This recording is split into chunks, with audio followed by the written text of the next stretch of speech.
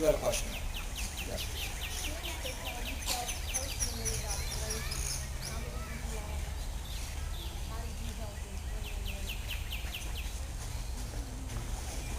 I'm asked regarding the holding of Negro bondsmen. I'm asked how many I own, my personal opinions regarding their circumstances, and curiously, how I have helped to free them. Hundreds, maybe thousands, of slaves have run away to join the British cause. These people believe that this war will give them their freedom, but it will not. Martial men have no such authority to offer such manumission or freedom to these people. Any manumission must be done by way of the civil authority.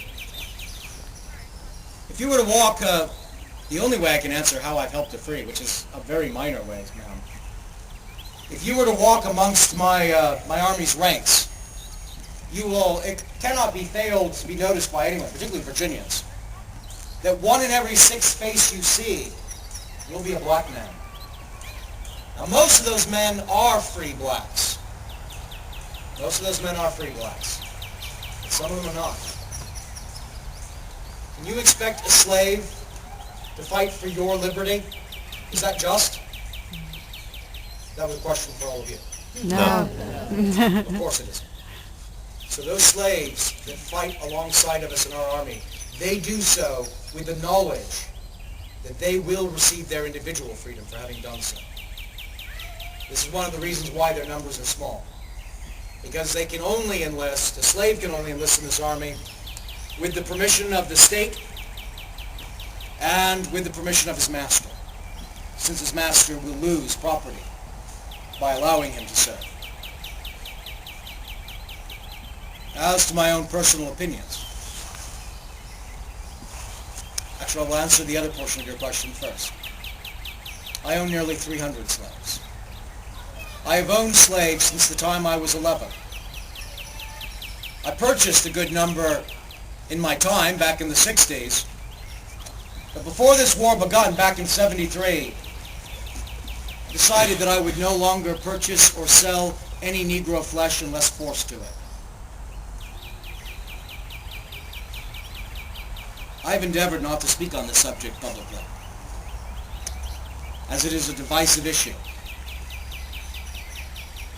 I already mentioned that many of our states are unwilling to forego their own circumstances and preferences for the support of the Union. Some of those could easily be lost to our cause if they expected that their property would be taken from them.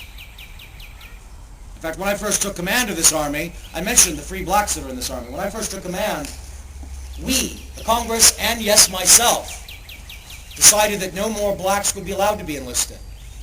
And even those in the army, when their enlistments expired, and in those days, our enlistments were not for the term of war. Somebody had asked me earlier the length of enlistment. In the beginning, it was only 12 months' time. The only reason that I was against enlisting blacks was because of that political concern, that it might weaken the alliance of our states. In fact, I was also the man that led the argument to change that law and to allow their participation in our cause. You will never meet a man more in hopes of the general manumission or freeing of all of our slaves than myself. But it must be done slowly. It must be nearly imperceptible.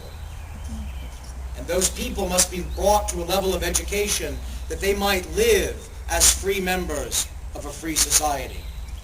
To simply cast them adrift immediately without giving them anything to hold on to, I fear that that will be the cause of much inconvenience and mischief. Other questions? So.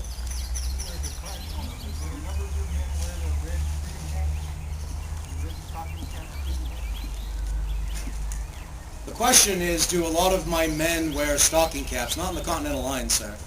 There were some men that wore those back when the war first begun, before the Continental Line was even created, back in 75. And then it took some time for the men to be properly uniformed. But a Continental soldier dresses as do I. Well, some of you are probably surprised, because if you've seen them, they're not dressed like me.